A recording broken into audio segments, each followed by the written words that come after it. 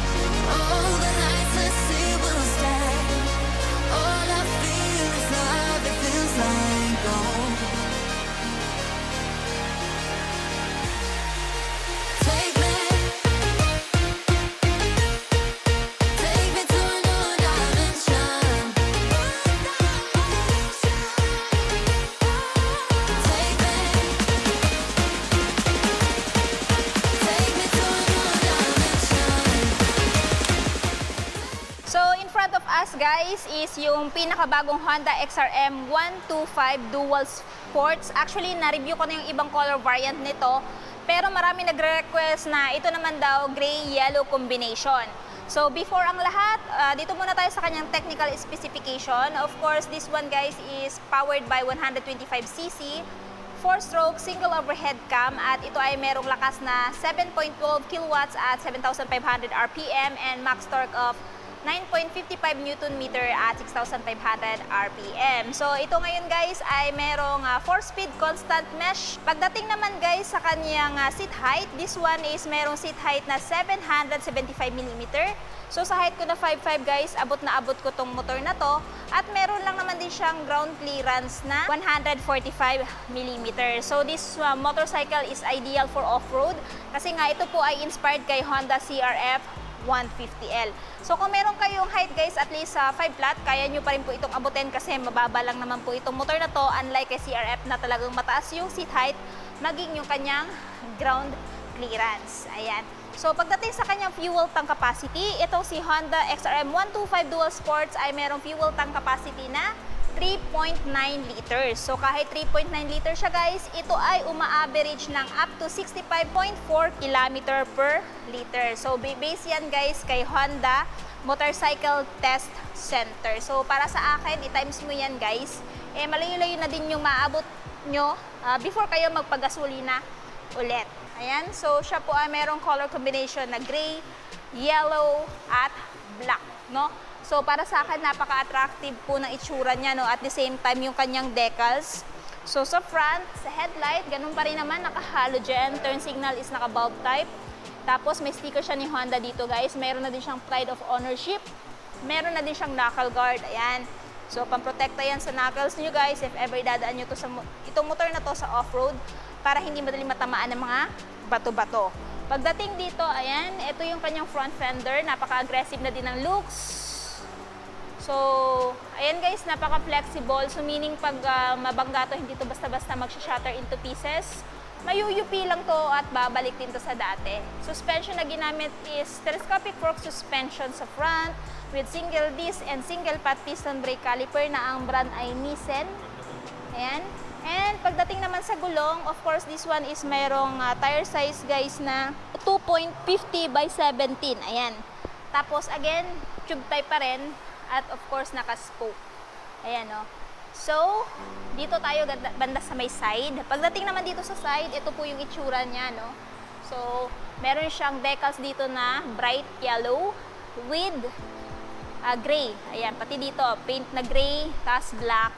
Tapos yung kanyang pangalan na Honda XRM and yung kanyang displacement na 125. No, napaka-aggressive na din ang looks ng kanyang decals. And pansin ko lang din guys, may guard na din siya dito. Paprotekta sa engine if ever dadaan nyo to sa malalaking humps. So, quality is plastic. Ayan. And then, ito yung kanyang cambia for speed transmission. Napaka ng driver, of course. And FI na din po pala itong motor na to, no? Tapos, nandito yung foot peg ng angkas. Ayan. Side stand. Hindi pa rin siya equip ng side stand switch. Center stand. Ganun pa rin naman. And pagdating naman dito, sa kanyang handlebar, ayan. So, yung information meron dito sa kanyang handlebar, guys. Or mga buttons and switches.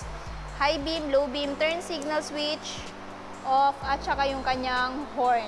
Pagdating naman dito sa kabila, ito yung electric start at wala pa rin pangamba kasi hindi naman tinanggal yung kanyang kickstart. Ayan, nandito pa rin yung kickstart, guys. Katulad kay Honda CRF 150L, hindi naman tinanggal yung kanyang fully digital instrument panel. Ayan. So, nandito yung isang button niya, guys, na kung saan magagamit mo pag mag-change ka ng info sa dashboard. So, ayan, trip A, trip B, total nung tinakbo. Ayan, bumalik na siya sa dati. PGM FI, may nakalagay dito. Tapos nandito yung kanyang high beam, low beam indicator. Turn signal indicator, ayan. Tapos yung check engine at neutral indicator. Pagdating naman sa handlebar, guys, napaka-aggressive din. Pang-offroad na pang-offroad yung datingan. Para sa akin, goods na goods yan. Sa side mirror, typical side mirror type pa rin. Pero kung gusto nyo magpalit ng side mirror, gusto nyo ng ibang side mirror, pwede naman palitan. Pero para sa akin, mas bet ko to kaysa magbili pa ng aftermarket na side mirror. Pagdating naman dito, guys, sa kanya seat cover, ang texture is naka-rough. Ayan. So, kahit anong klaseng pantalon, hindi nadulasin sa motor na to. Generous na din. So, sa long ride, hindi na masyado sasakit yung puwet nyo dito. And ito yung kanyang key, guys. So, buksan natin yung kanyang under seat. Check natin kung may compartment ba. Ayan. So, dito, meron siyang malaking or malalim na U-box. And meron kang tools na libre if ever bibilhin mo tong motor na to. May manual din. Yung battery nandito. So, hindi na siya madaling maabot ng mga baha-baha.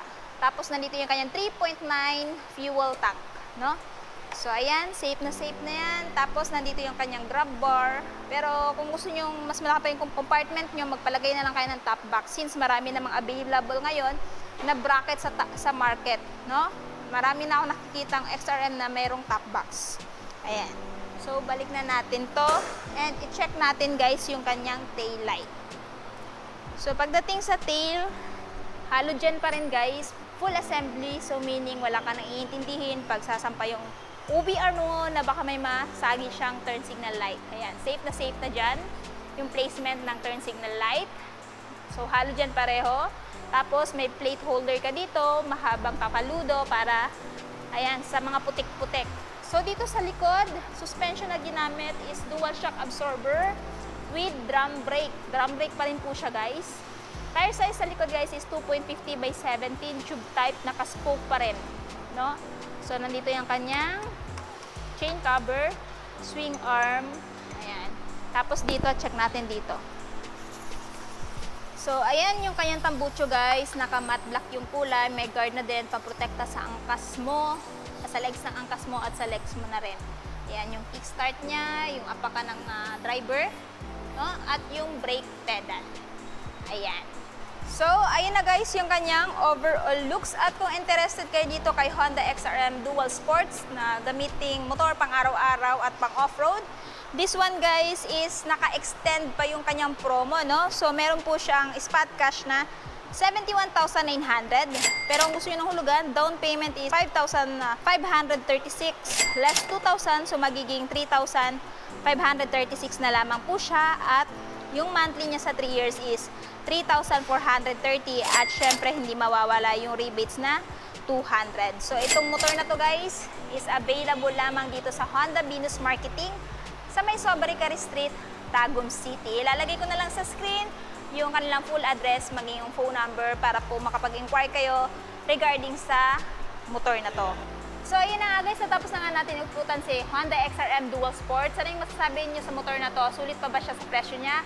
At ano yung katangian niya kung bakit siya i-consider niyong bilhin ngayong 2024? I want to know your thoughts below. At syempre, kung bago pa lang kayo sa channel ko at hindi pa nakapag-subscribe, huwag kalimutan mag-subscribe para ma-notify kayo once may bago tayong upload. So, yun, guys, hanggang dito na muna tayo. Ride safe and peace out!